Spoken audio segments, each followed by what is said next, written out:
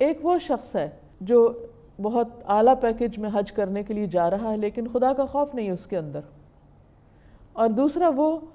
جو ایک معمولی مسافر ہے لیکن اس کے دل میں اللہ کی محبت ہے اور اس محبت میں وہ یہ سفر کر رہا ہے اور ہر کام اللہ سے ڈرتے ہوئے کر رہا ہے، تو ان دونوں کے حج میں بہت بڑا فرق آ جائے گا۔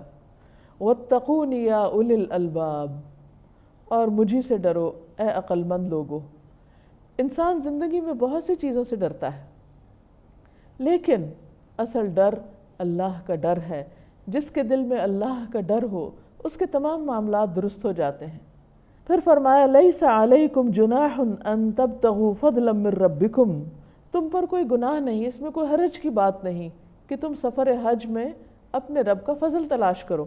یعنی تجارت وغیرہ بھی ساتھ ساتھ کر سکتے ہو۔ یہی ہمارے دین کی خوبصورتی ہے کہ اس میں اعتدال ہے، اور دین کے ساتھ ساتھ دنیا بھی انسان نبھا سکتا ہے جب اس کے دل میں اللہ کا ڈر ہو اور وہ صحیح طریقے پر سب کام کر رہا ہو۔ عربوں کے ہاں حج ایک قومی رسم بن چکا تھا،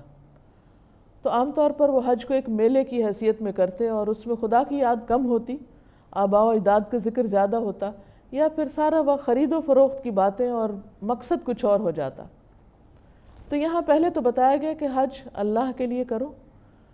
پھر یہ کہ دل میں تقویٰ ہو، اور اس کے ساتھ یہ کہ تم اپنی دنیاوی ضروریات کو پورا کرنے کے لیے کام کاج بھی کر سکتے ہو۔ مثلا کوئی شخص اگر آن ڈیوٹی ہے، کوئی ڈاکٹر ہے یا کوئی اور کسی ڈیوٹی پر ہے اور ساتھ وہ حج کی نیت کیے ہوئے ہے تو اپنی ڈیوٹی کے ساتھ حج بھی کر سکتا اور اس کو حج کا ثواب بھی ملے گا، اس میں کوئی حرج کی بات نہیں۔ فَإِذَا أَفَضْتُم مِّنْ عَرَفَاتٍ فَاذْكُرُوا اللَّهَ عِندَ الْمَشْعَرِ الْحَرَامِ، پھر جب تم عرفات سے لوٹو تو مشعر حرام کے پاس اللہ کا ذکر کرو، یعنی مزدلفہ کے اندر۔ اب یہاں مناسک بتائے جا رہے ہیں کہ کہاں تک جانا ہے اور کہاں کہاں رکنا ہے اور وہاں پر کرنا کیا ہے۔ 9 ذی الحج کو عرفہ میں حج ہوتا ہے۔ نبی صلی اللہ علیہ وسلم نے فرمایا الحج عرفہ، حج عرفہ میں قیام کا نام ہے۔ عرفہ چونکہ حدود حرم سے باہر ہے تو قریش وہاں تک نہیں جاتے تھے، یہاں حکم دیا گیا کہ وہاں تک جاؤ، جا کر واپس آؤ، اور مشعر حرام کے پاس جب پہنچو یعنی رات کے وقت عرفہ سے واپس آ کر تو مغرب اور عشاء کی نماز وہاں ادا کرو، اور پھر صبح فجر کی نماز پڑھ کر اللہ کا ذکر کرو جو کہ نبی صلی اللہ علیہ وسلم کی سنت سے ثابت ہے، اور سورج نکلنے تک ذکر میں مشغول رہو، پھر اس کے بعد تم منا کی طرف چلو۔ وَاذْكُرُوهُ كَمَا هَدَاكُمْ، اور اس کا ذکر کرو جس طرح اس نے تمہیں راہ دکھائی ہے، طریقہ بتایا ہے، یعنی ذکر کے معاملے میں بھی خود ساختہ طریقے اختیار نہ کرو، اللہ سبحانہ وتعالیٰ کے بتائے ہوئے طریقوں کے مطابق ہی اللہ کو یاد کرو۔ وَإِن كُنتُم مِّن قَبْلِهِ لَمِنَ الضَّالِّينَ، اور اس سے پہلے یقیناً تم راستہ کھوئے ہوئے تھے، بھٹکے ہوئے تھے، یعنی اے اہل عرب تم ابراہیم علیہ السلام کے بتائے ہوئے حج کے طریقے ان سب کو بھول چکے تھے، لہٰذا نبی صلی اللہ علیہ وسلم نے تمہیں اس کلام کے ذریعے اور اپنے عملی نمونے کے ذریعے حج کے بہترین طریقے سکھا دیے۔ آپ صلی اللہ علیہ وسلم نے ایک موقع پر فرمایا خُذُوا عَنِّی مَنَاسِکَکُمْ، مجھ سے اپنے حج کے طریقے لے لو، یعنی حج اس طرح کرو جیسے میں حج کر رہا ہوں، کیونکہ یہ ایک ریچول ہے، اس لیے اس میں تمام چیزوں کی پابندی لازم ہے، اپنی مرضی سے کہیں پر کوئی تبدیلی نہیں کر سکتے۔ پھر فرمایا ثم افیدوا من حیث افاض الناس، پھر وہاں سے جا کے لوٹو جہاں سے لوگ لوٹتے ہیں، یعنی اس میں کوئی ایکسیپشن نہیں ہے، سب کے لیے ایک ہی طریقہ ہے حج کا۔ یہ نہیں کہ کوئی اگر کسی خاص قبیلے سے یا خاص منصب سے تعلق رکھتا ہے تو اس کے لیے کچھ چیزوں میں کمی ہو جائے گی، نہیں، حج ایک ایسا اجتماع ہے جس میں مساوات ہے، جس میں سب اللہ کے حضور جھکے ہوئے ہوتے ہیں، چاہے کوئی بادشاہ ہو یا فقیر ہو، اور سب کے لیے ان تمام جگہوں پر جانا ضروری ہے جہاں سب عوام جا رہے ہیں۔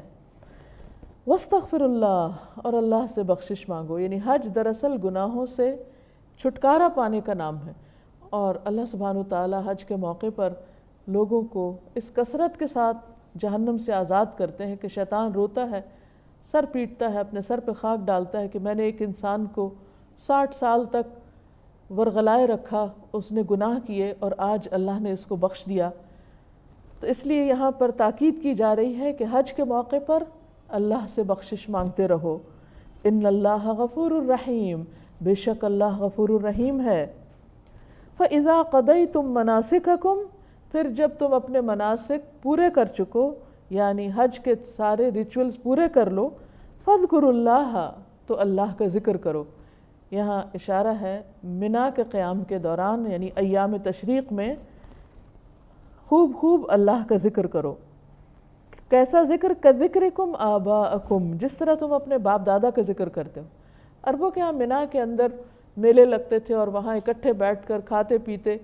اور شعر و شاعری کرتے، اور اس کے ساتھ ساتھ اپنے آباء و اجداد کے مفاخر بیان کرتے، بہت ڈینگے مارتے اور بہت بڑی بڑی باتیں کرتے۔ یہ جگہ اگرچہ کھانے پینے کی ہے، ضروریات پوری کرنے کی ہے، لیکن یہاں بھی سب سے زیادہ جس چیز کا خیال رکھنا ہوگا تمہیں، وہ کیا ہے؟ اللہ کا ذکر۔ فَمِنَ النَّاسِ مَن يَقُولُ رَبَّنَا آتِنَا فِي الدُّنْيَا، لوگوں میں سے کوئی ایسا ہے جو کہتا ہے کہ اے ہمارے رب ہمیں دنیا میں دے دے، یعنی دنیا میں ہی بھلائی دے دے۔ وَمَا لَهُ فِي الْآخِرَةِ مِنْ خَلَاقٍ، ایسے شخص کا آخرت میں کچھ بھی حصہ نہیں۔